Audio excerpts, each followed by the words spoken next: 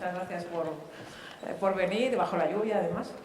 Entonces empezamos ahora la sesión que tendremos hasta las 7, que lleva el título del educador artístico, de la experiencia intelectual a la experiencia emocional. Un poco la idea es, a través de los trabajos de Christian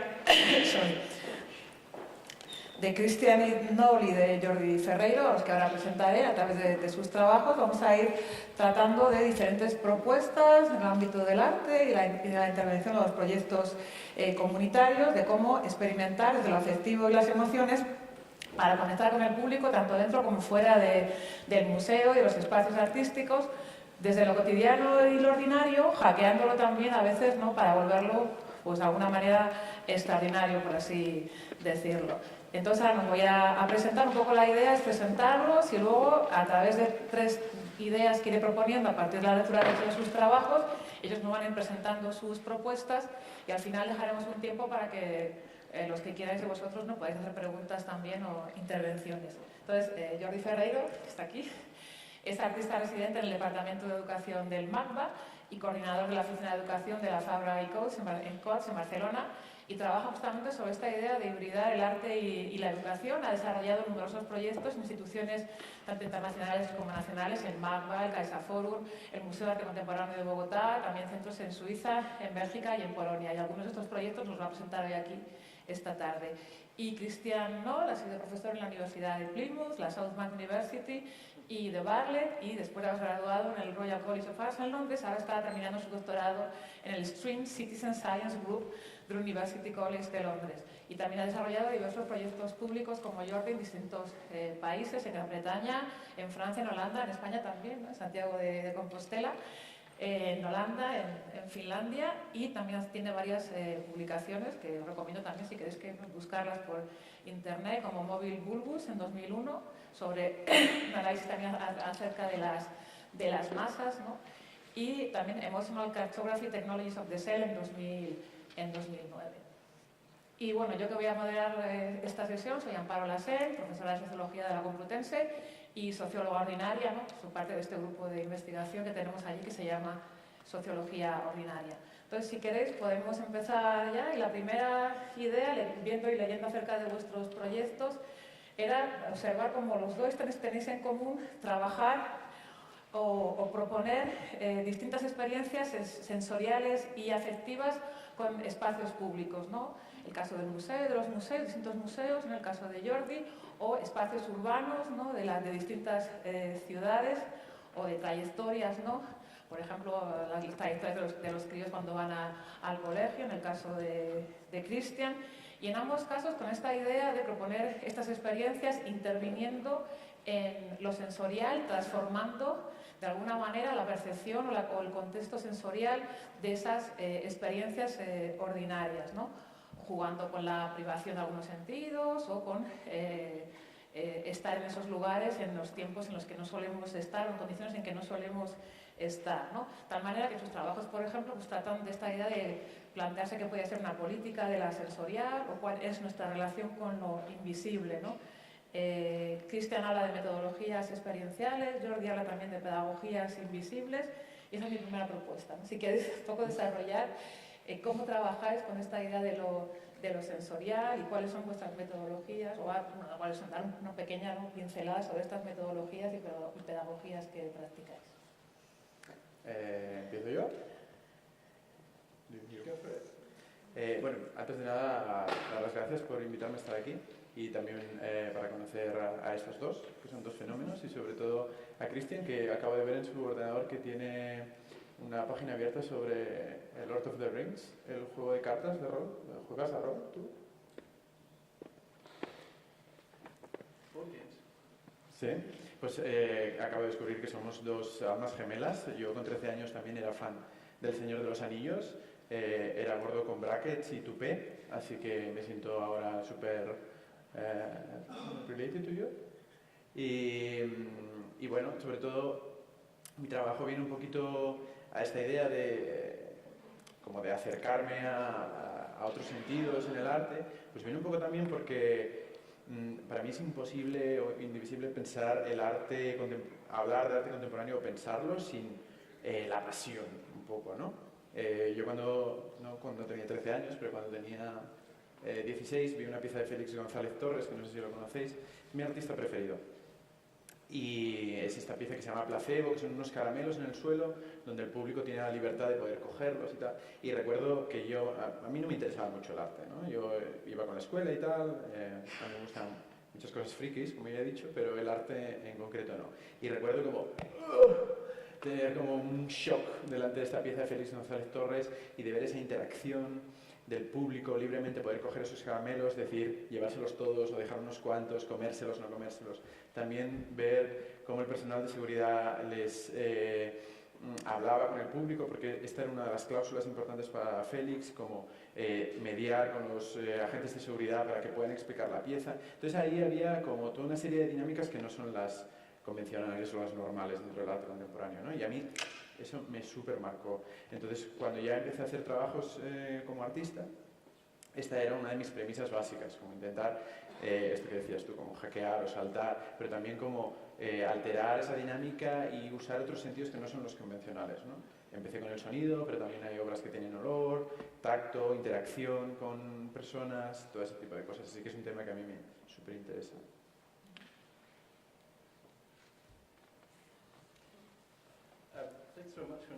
Gracias por invitarme. No sé si me estáis escuchando a través de la traducción. Sí, funciona.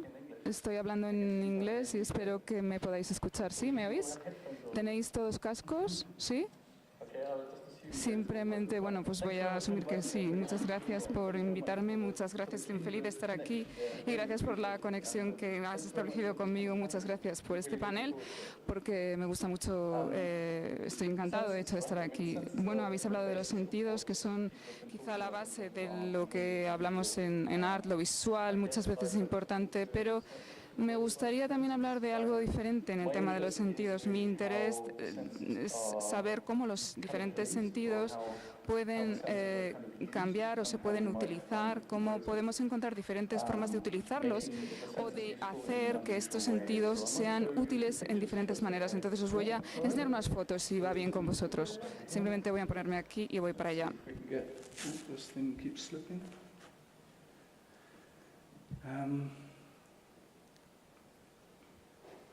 Can we get the image up on the screen?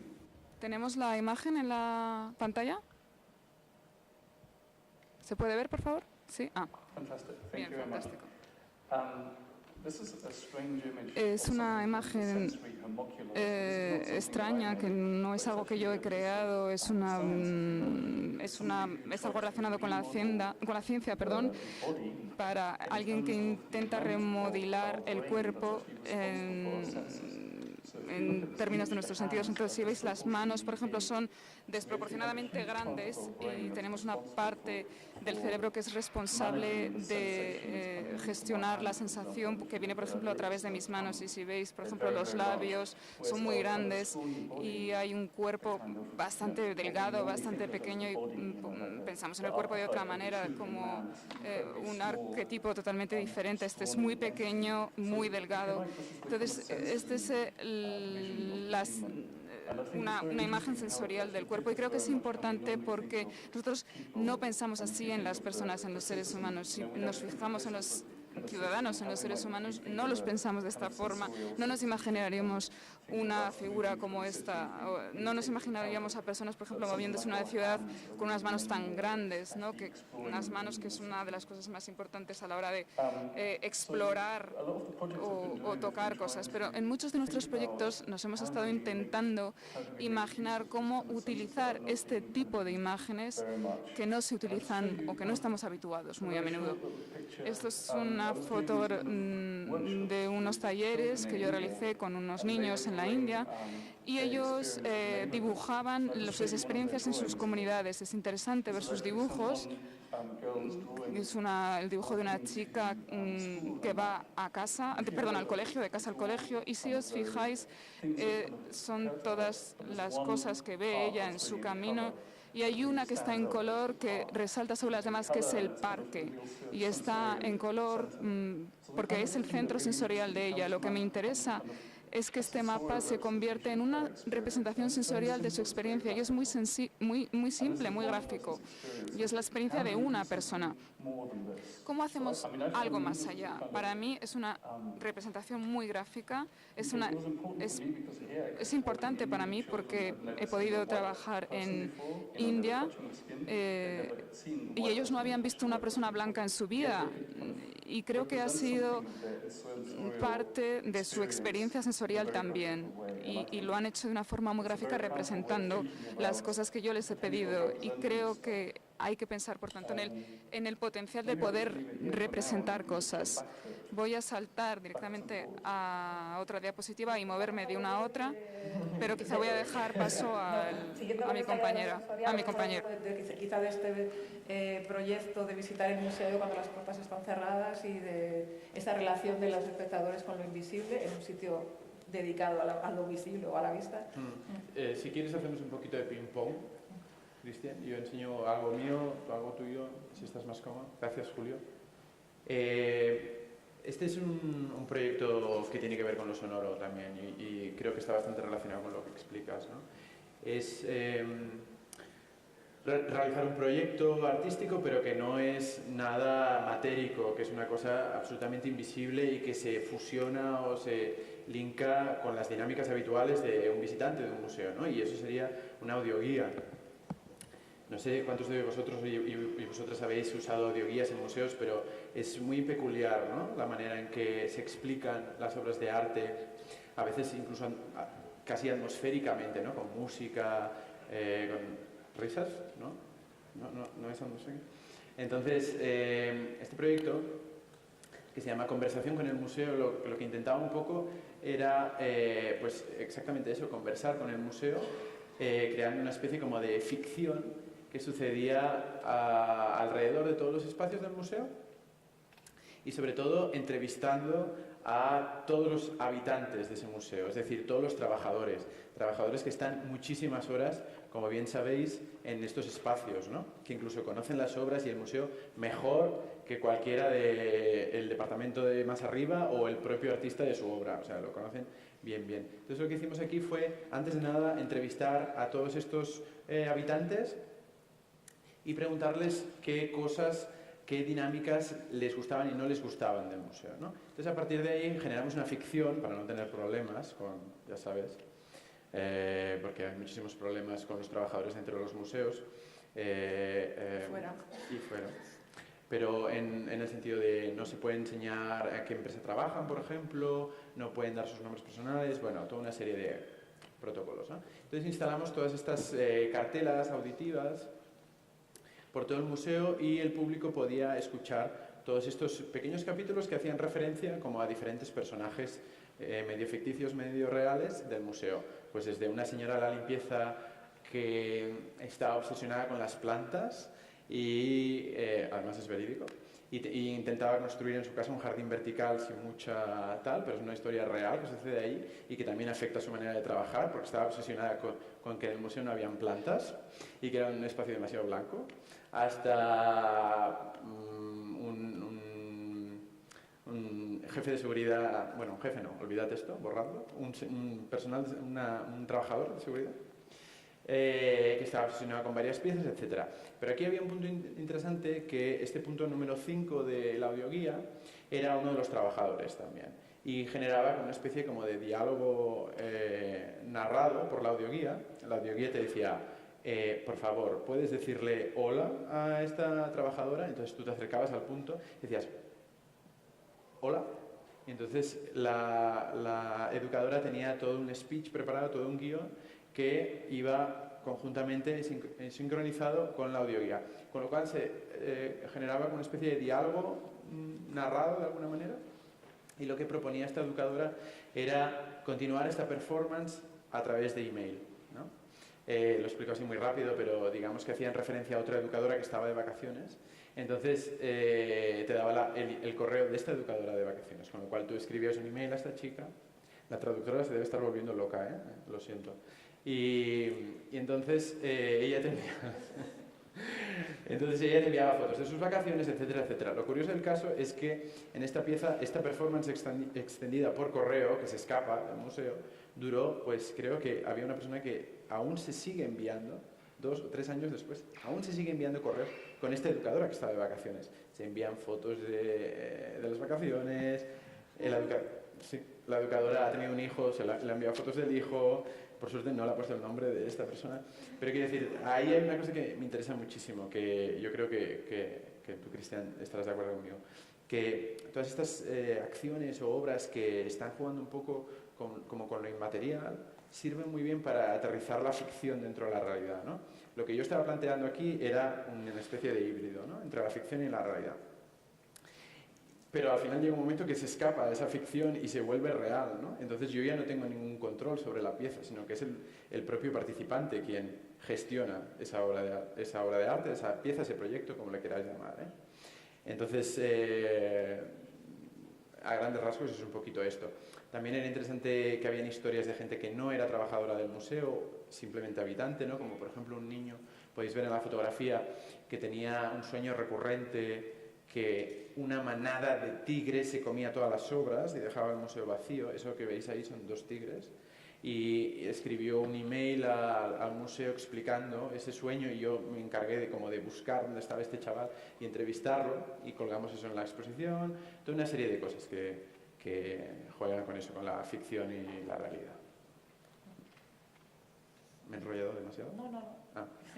Y bueno, lo que nos contaba Jordi también nos lleva un poco a la segunda cuestión que os quería plantear, que es más adelante, estamos compenetrados, que es esta idea de que en ambos, en vuestros proyectos, hackeáis, o sea, utilizáis tecnología y además hackeáis tecnologías más o menos ordinarias, ¿no? En tu caso, como has explicado bien, las audioguías, también has utilizado aplicaciones como WhatsApp, ¿no?, dentro de tus proyectos, y en el caso de Cristian, pues desde tecnologías más ordinarias como las GPS a un poco menos ordinarias, ¿no?, como los detectores de mentiras que se convierten en detectores de emociones, ¿no?, o el software de mapas, ¿no? Si quieres hablar un poco de estos usos.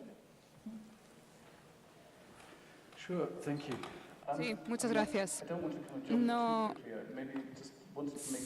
sí, voy a hacer una unión primero con la parte sensorial que hemos mencionado, porque las tecnologías son interesantes, pero quiero decir algo del dominio, del aspecto sensorial que has mencionado tú, Jordi, que quizá puede ser está relacionado con el proyecto que has mencionado.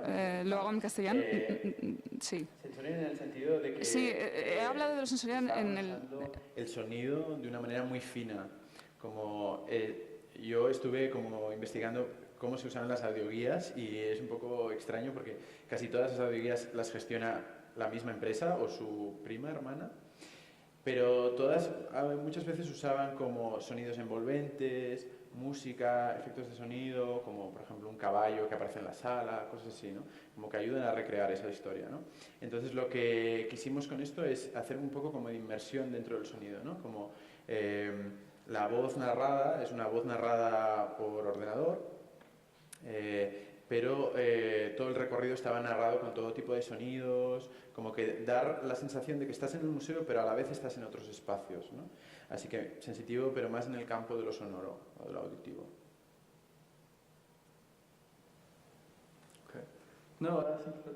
Sí, es interesante porque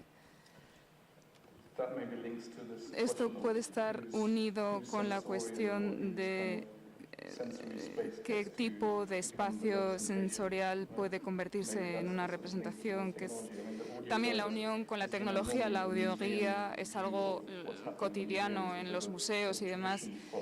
Es una traducción para las personas que van a los museos, ¿no?, de decirles la historia que hay detrás de las obras, pero creo que hacer un reto de lo sensorial es muy interesante, y utilizar el sonido creo que es una manera muy oportuna de crear un reto y de hacer algo diferente.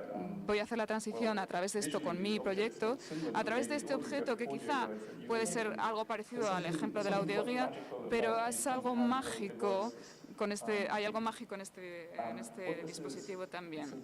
Es un dispositivo que yo he desarrollado. Es como un detector de mentiras que todos conocemos, quizá de la televisión o de las películas. Le está explicando que tenemos un programa de televisión en el que se hacen estas cosas con el detector de mentiras, el polígrafo de Conchita. Bueno, sí lo hemos visto todos, pero es una especie de artefacto cultural, por así decirlo, porque todos lo conocemos, pero yo he intentado pensar en el hecho de que estas cosas se utilizan o se pueden utilizar para controlar los sentidos o un dominio sensorial, por ejemplo, en el ejército. Las decisiones de alto nivel se hacen a través de este tipo de dispositivos sensoriales, porque si no cumplen ciertos requisitos se les excluye del ejército. Entonces no cabe duda de que las decisiones tienen que ver con la emoción, con la afectividad, y la forma en la que se mide la emoción es muy interesante. O, por ejemplo, la policía lo utiliza para saber si las personas dicen o no la verdad. Esto parece que igual está fuera de nuestras experiencias, pero sí os podría servir si fuera algo de nuestras vidas diarias, si lo pudiéramos utilizar. Y esto se utiliza haciendo unas mediciones que se llaman de respuesta en la piel, y os dice exactamente dónde estás, pero también os dice, por ejemplo, el nivel de sudor en una ubicación particular, o la afectividad y la emoción se puede medir de esta manera. Por ejemplo, aquí personas que hacen este recorrido, vamos a ver si puedo mostrarlo, y hace crea este tipo de mapas, el dispositivo a través de la tecnología, que es una serie de respuesta fisiológica de cómo responde el cuerpo, y estos picos son una respuesta alta, una emoción alta, y es como un cardiograma.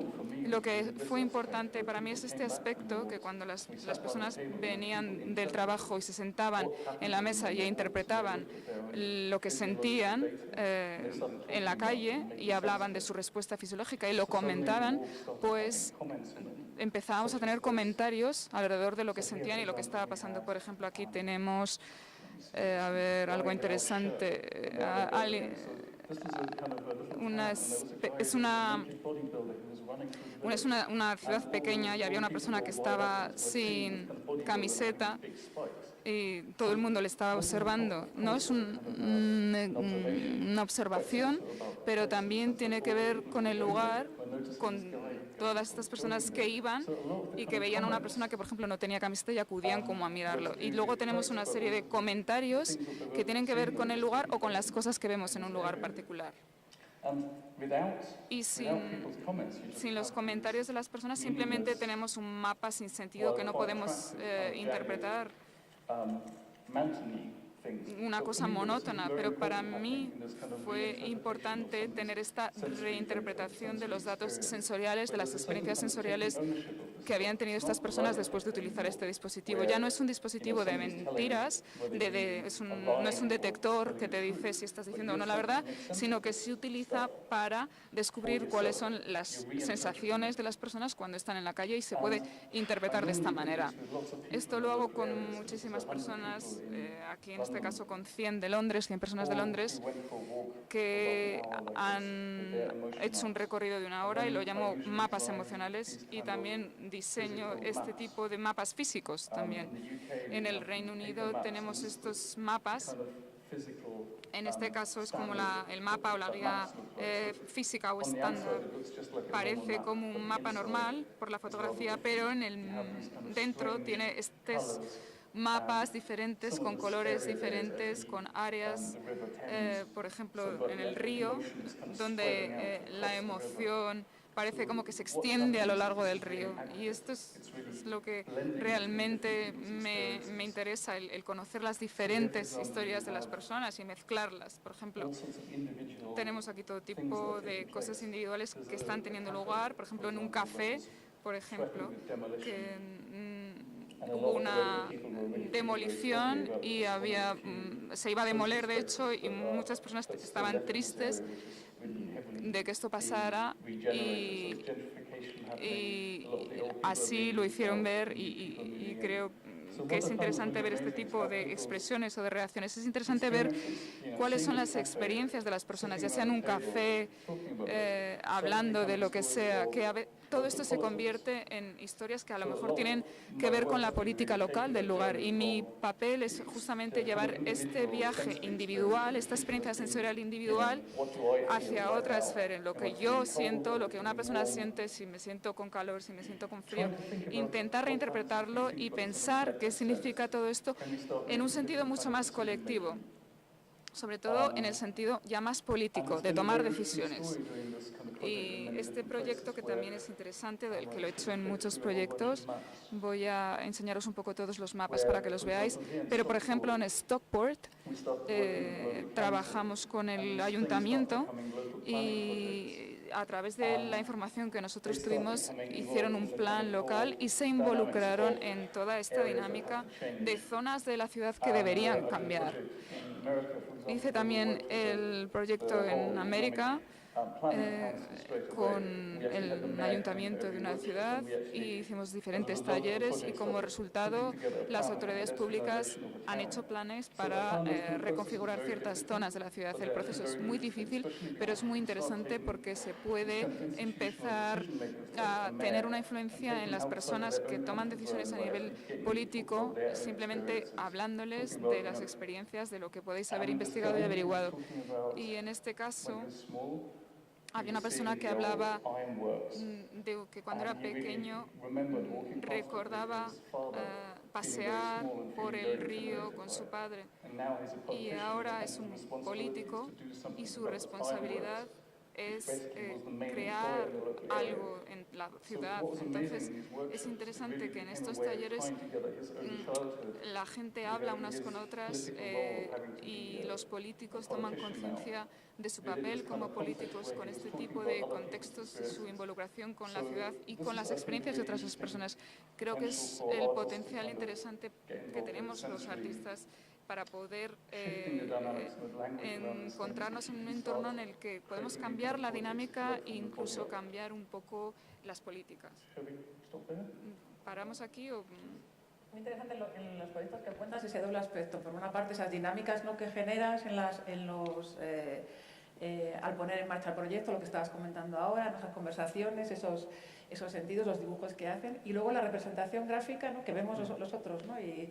Y es interesante ver cómo esas cosas que pasan en la ciudad, ¿no?, los pensamientos que tenemos, las intensidades afectivas, pasan por un lugar o por el otro, ¿no?, pero que normalmente no vemos, ¿no?, están reflejadas, están escritas en esos mapas, ¿no? Y me recordaba un poco también a lo que son nuestros usos cotidianos de las tecnologías digitales, donde también muchas veces van quedando inscritas allí, ¿no?, nuestros intercambios, ¿no?, nuestras opiniones, nuestras fotos también, o incluso hoy en día también con el desarrollo, todavía no están tan desarrollados, pero también empiezan a serlo, de estos dispositivos que miden tu presión sanguínea, ¿no?, tu fuerza, tu energía, no sé, que utilizan los deportistas, y que también me recordaban un poco, ¿no?, estas ideas que él hablaba con su detector, y que las personas también, por ahora casi todos son los deportistas, ¿no?, los runners, también comparten, ¿no?, y midan y les ayudan a percibirse de otra manera y también a controlarse también y a vigilarse de otra manera. Y todo de una manera súper gráfica, ¿no?, en tus proyectos. Cristian, ¿tú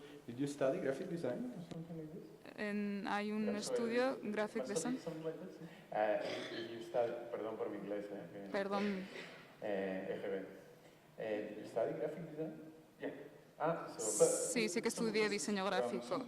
Algunos de estos proyectos son Tania Laboraski, son con Tania Laboraski, es una colaboración. Hay algo ahí también, ¿no? El hecho de que artistas que vienen, porque also I studied graphic design. Yo también estudié diseño gráfico en el pasado. Hay artistas que vienen del mundo del diseño gráfico o han estudiado diseño gráfico y no bellas artes también. Como que a lo mejor también hay una concepción del público diferente que viene implícita quizá por el trabajo del diseñador gráfico, ¿no?, que de alguna manera tiene que pensar todo el rato, constantemente, en un formato, en un público. Quizá ahí está nuestro... Sí, muchos préstamos también, incluso con el mundo del que yo vengo, vengo de más mundos, que es el de la academia, ¿no? Es decir, viendo tu proyecto, digo, claro, nuestros proyectos a veces, ¿no?, tenemos datos y tenemos discursos y prácticas y resultados muy interesantes, pero no sabemos, ¿no? Si colaboráramos también con gente de artistas gráficos para poder, ¿no? Y hay gente haciéndolo ya, ¿no? Mapearlos o presentarlos de esta manera, en vez de ser solamente, pues eso, las famosas tablas y los textos, ¿no? Pues creo que ganaría mucho, no solo porque también al exponerse de manera distinta son distintos y cuentan cosas distintas. Creo que pasa un poco, me estoy saltando el guión, creo, ¿no? Pero no pasa nada. No pasa nada, ¿no? Que pasa un poco como en todas las profesiones, ¿no? Cuando llegas a una profesión, pero llegas de otra manera que no es la convencional, ¿no? Como que no estudias lo que... no te dedicas a lo que al final, a lo que al principio has estudiado, ¿no? Porque es curioso, por eso lo preguntaba, porque es curioso toda la gente que conozco que trabaja activamente en educación y arte, ninguno de ellos viene de una manera directa por haber estudiado pedagogía o por haber estudiado arte o tal, todos vienen como de otros campos, ¿no? En cambio, la gente que sí que conozco que ha estudiado estas cosas, está haciendo otras cosas. Entonces también es como muy paradójico, ¿no? Al final como la universidad, bueno, ya, tú me corriges, ¿no? Porque tú controlas. Pero la universidad un poco como que nos desvía de donde tenemos que ir, ¿no? Como que al final nos acaba agotando de lo que... realmente... Sí, aunque también es cierto, bueno, esta mañana lo habéis visto también aquí, ¿no? Con ejemplos de colaboración entre arquitectos y antropólogos, o sea que la universidad también es de una manera, pero luego también en la universidad hay también distintas sensibilidades, ¿no? Y distintas corrientes, lo hemos visto también Cristian, ¿no? También está allí, esas filiaciones entre universidad y arte y proyectos comunitarios, en tu caso también, entre educación y arte, que yo creo que son cosas que cada vez se van, bueno, sí se van haciendo más, pero se van moviendo más presentes y más visibles. Y yo creo que ahí también está el interés, ¿no? Por lo menos para mí desde luego lo está. Quería también al hilo de lo que estamos contando pasar a la tercera propuesta, que también conecta con cosas que habéis estado viendo esta mañana, que es esta idea de la participación, ¿no? En vuestros proyectos no hacéis participar a los visitantes del museo o a las personas, ¿no? Buscáis personas en las ciudades donde los desarrolláis. Y me interesa también, un poco tratando de esta idea de la participación, dos cosas que he visto en vuestros proyectos. Por una parte, por ejemplo, en los proyectos de Jordi, ese querer jugar con dónde están los límites o las distinciones entre pasivo y activo, pasividad y actividad, ¿no? Y también eso de lo pasivo me enfada bastante porque no acabo de entender muy bien lo que es. Pero me gusta también quizá un poco desarrollar esta idea. Y también en el caso de Cristian, un poco viendo esta idea tanto de la pasividad, pero también como observar cómo hay unas maneras que reconocemos fácilmente como esto es participación, esto es dar una opinión, esto es hacer una evaluación, pero que luego, ¿no? Como muy formalizadas, pero que luego en realidad en nuestra vida cotidiana estamos constantemente dando nuestras opiniones, participando, evaluando, en maneras que, porque son más cotidianas, más efímeras, más banales, pasan un poco desapercibidas, ¿no? Y como también en sus proyectos también está esta idea de intentar recrear o generar un espacio para hacer visibles esas formas de participación y para comunicarlas también a veces a estos sectores no sociales, autoridades públicas, autoridades escolares, que quizá no están tan atentas, ¿no? a estas formas cuando quieren recoger justamente esas opiniones o evaluaciones del público. Si queréis un poco desarrollar estas ideas. Muchas ideas. Bueno, en realidad lo que estoy contando es que contéis vuestros proyectos. No, pero es curioso porque ahora mientras lo explicaba estaba pensando, joder, es verdad, pues es que me cuesta muchísimo como acatar unas órdenes concretas o estar dentro de un campo concreto, ¿no? O sea, yo cuando empecé a hacer este tipo de trabajo, yo trabajaba como educador de museos raso, o sea, trabajaba haciendo visitas guiadas. Y no sé cuántos de vosotros, otra vez, y vosotras, habéis estado en una visita guiada, pero es que son un coñazo, o sea, son terroríficas. Yo odio y amo las visitas guiadas. Y entonces, el primer día hice una visita guiada siguiendo el guión y me sentía como sucio, me sentía como que yo no podía hacer ese trabajo. Y como por suerte, por desgracia, nadie controla las cosas de educación dentro de los museos, siempre es como lo que no interesa, empecé a hackearlas un poco, ¿no? Empecé ya a usar dinámicas de participación con el propio público que venía a la visita, ¿no? Pues un poco como probando, como quien prueba si el agua está fría o está caliente, ¿no? Un poquito el pie y luego vamos viendo. Pues, por ejemplo, un día les decía de taparse los ojos y ver las obras sin verlas, ¿no? Otro día, pues descalzándose y paseando por el museo sin zapatos. Otro día, no viendo las obras, sino viendo los diferentes espacios, ¿no? Entonces, estas dinámicas de participación al principio las hacía de espaldas y nadie se enteraba.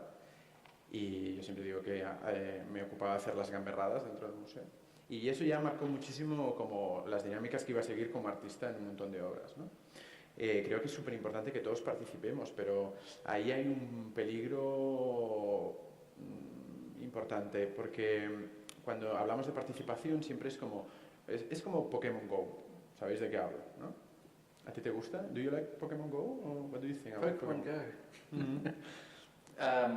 I Perdón, find me estoy saltando otra vez y has dicho que era un poco... the dynamics are more Las interesting around dinámicas the game. son interesantes, más interesantes que el juego. No es exactamente un juego, es como una dinámica. I think it's super boring. Yo pienso que es súper aburrido. Y- Pero, ¿qué participación hay en Pokémon Go? Hay unas normas, hay un mapa, has de ir de un lado a otro, pero no se te permite hacer nada más. No sé, ¿tú has jugado a Pokémon Go? Hombre, no, pero lo que he visto es que la participación viene de lo que ocurre, ¿no? No tanto de lo que está en el juego, sino de luego la gente cayéndose, enfadándose. O sea, ahí está, no en el diseño del juego, sino en lo que pasa, en lo que pasa después. Aunque en realidad muchas veces no pasaba nada, porque la gente no tenía batería bastante. Lo que quiero decir con este Pokémon Go es que yo veo ahí una diferencia muy importante entre la participación gratuita, o sea, como nosotros, como seamos lo que seamos, como actores,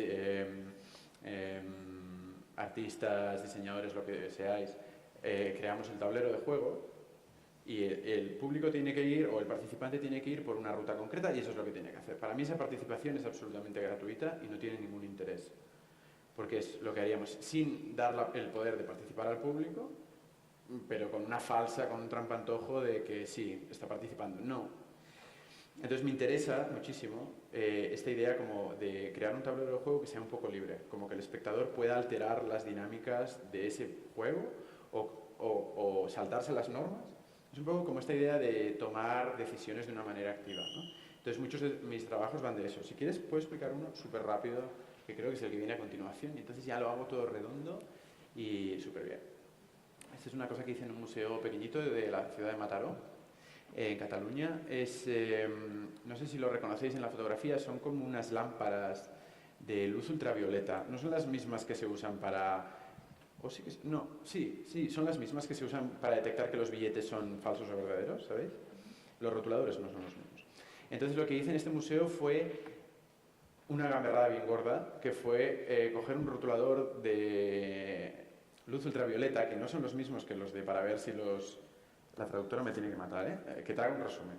Pero estos rotuladores lo que hacen, los usan como los espías o los agentes secretos, o eso pone en la caja, son de tinta invisible, ¿vale?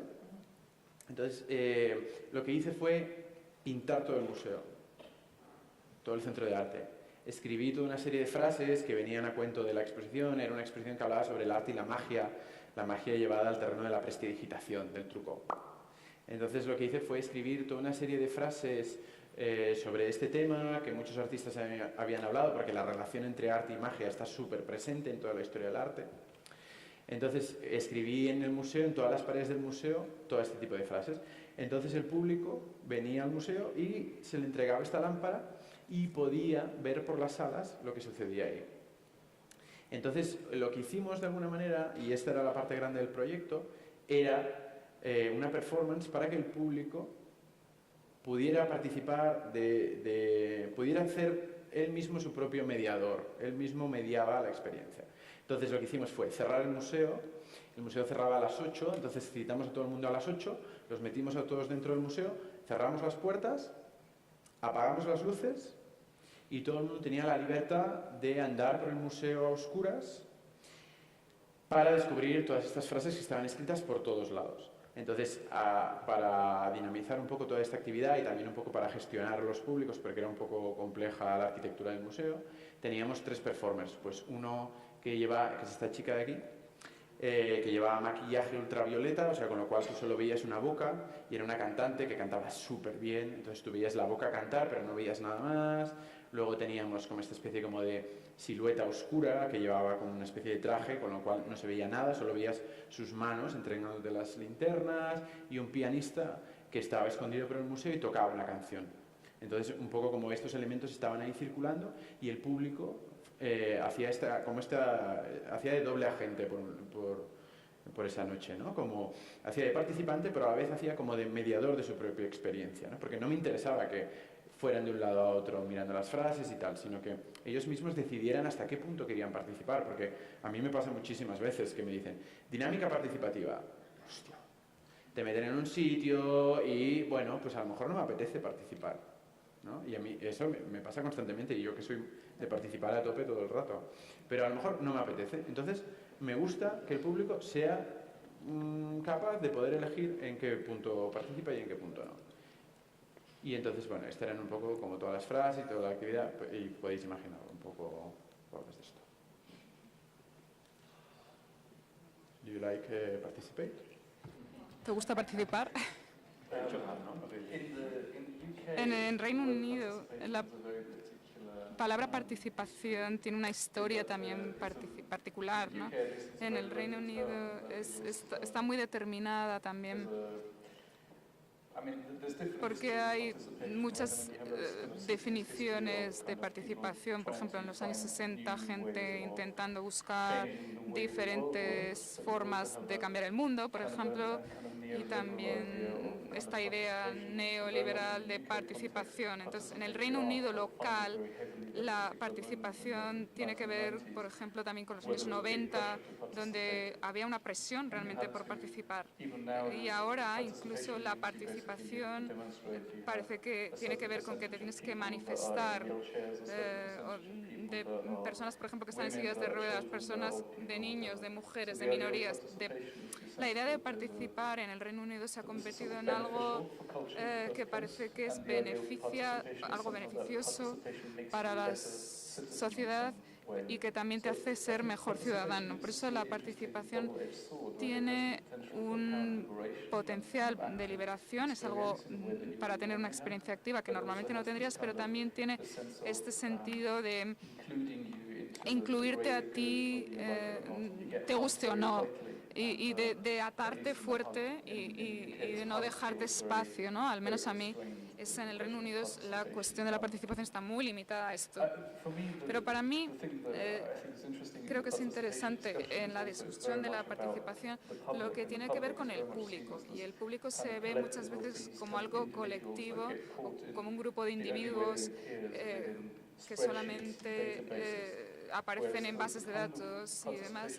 Y el tipo de participación en la que estoy interesado particularmente es en la que cómo podemos ser algo más, cómo podemos involucrarnos, cómo podemos interactuar con todos los elementos de nuestra vida diaria. Estamos aquí, por ejemplo, nos sentamos en una silla, tengo, por ejemplo, muchos dispositivos, el micrófono de la traducción, tal, pero no somos sujetos libres que participan.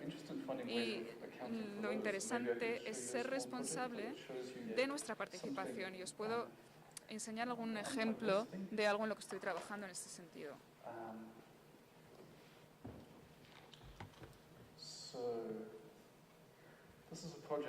Este es un proyecto con niños en Bristol.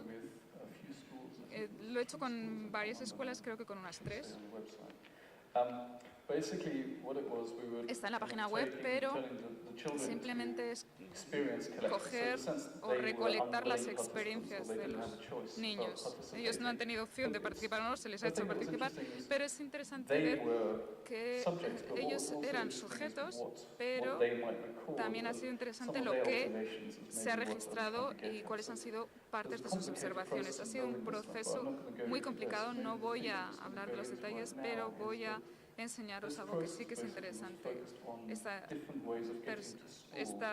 es para hablar de los caminos al colegio, de los caminos que recorren los niños cuando van al colegio, y es interesante porque genera un mapa realmente que dibujan los propios niños cuando van al colegio y con las cosas en las que se fijan y los lugares por los que pasan. Por ejemplo, este es de un niño que se le lleva en coche.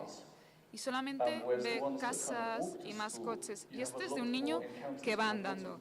Veis muchísimas más cosas, muchos más elementos, un perro, la lluvia, encuentros con el ruido, por ejemplo, árboles, todas estas otras cosas de niños que van andando y gente, pero es comparable con el otro niño que va en coche y que no ve seres humanos prácticamente y no puede interactuar.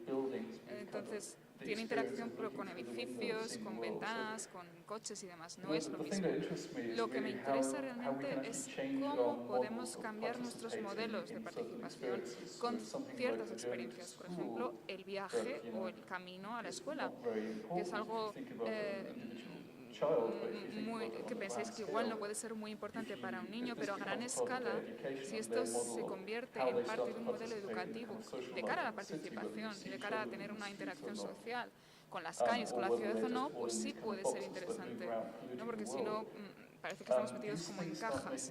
Pero por eso me interesa cómo podemos utilizar diferentes modelos materiales de participación en la ciudad y podemos diseñar maneras de visualizarlo. Este proyecto lo he desarrollado yo, pero se trata de buscar maneras de intervenir en el proceso de participación y también, como hemos dicho, el público, la parte pública es interesante. Ya lo habéis dicho antes, ¿no? El artefacto. La gente tiene que ser parte de algo. Pero ¿encontráis el material adecuado en los procesos, en los proyectos en los que estáis trabajando para hablar de participación?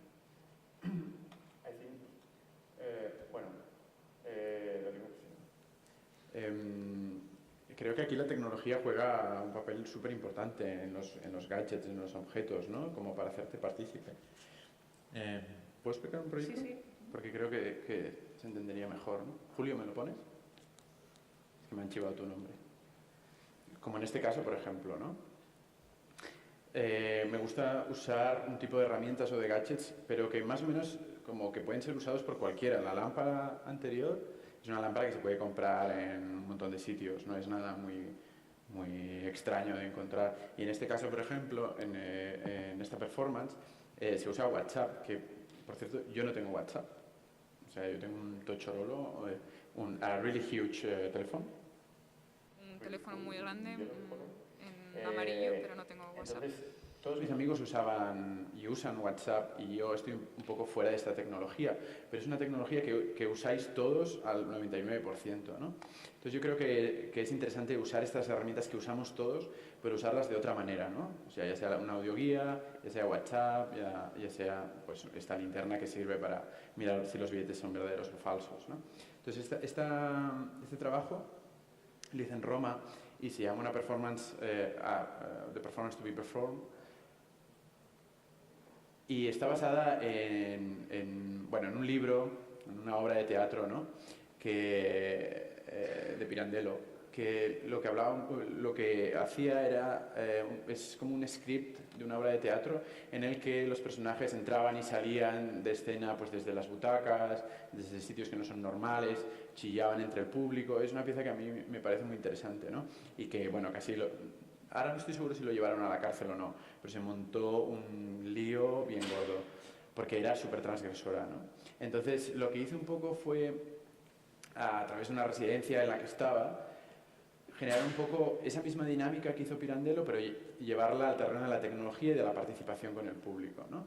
Teníamos como 3 o 4 personas que estaban trabajando con WhatsApp en ese momento, estábamos todos dentro del teatro, y lo que hacíamos era repartir como unos flyers, como unas octavillas, en la que si alguien quería participar de esta performance, solo tenía que enviar un mensaje a un número de teléfono. Entonces, cuando enviabas un mensaje a este número, una de estas personas que teníamos en el teatro te enviaba una respuesta. Entonces, era una especie como de diálogo, una especie como de insinuación a que fueras participando poco a poco en esta performance, ¿no?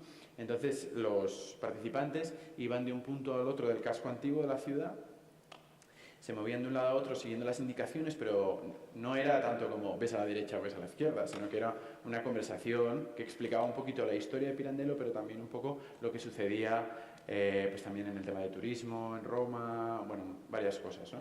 Y también teníamos una serie como de ganchos que los veis aquí disfrazados así como muy clásicos, pero es que realmente trabajan de esto. Ya veis que tengo una obsesión un poco con las figuras laborales. Entonces eran como, pues no sé, creo que eran como cosas se ocupaban como de gestión turística y te enseñaban varios sitios y tal. Entonces los convencí para participar dentro de la performance, ¿no? Entonces como esta especie de ganchos de trabajadores dentro del teatro te decían, ves a hablar con esta persona, pídele no sé qué, te dan unas llaves, estas llaves te abrían una puerta del teatro, etcétera, etcétera, ¿no? Entonces habían como, de alguna manera, este recorrido escrito, de alguna manera te linkaba las historias y los monumentos y los sitios que sucedían alrededor del teatro. Entonces esto te llevaba al final al teatro, y en el teatro teníamos una actriz que solo hacía la performance para una persona, que era la persona que estaba con el WhatsApp, ¿no? Se apagaban las luces y de repente aparecía este actor que hacía una performance solo para esa persona, perdón. Y ahí acababa la performance, ¿no? Pero eso es esta idea un poquito de linkar esta tecnología, estos elementos, estos gadgets, estas cosas que llevamos encima, y darles una vuelta para repensarlas de una manera un poco pues, participativa y que dé posibilidad pues eso, o de aterrizar la ficción, o de aterrizar el arte contemporáneo en nuestras vidas, ¿no? Un poco eso.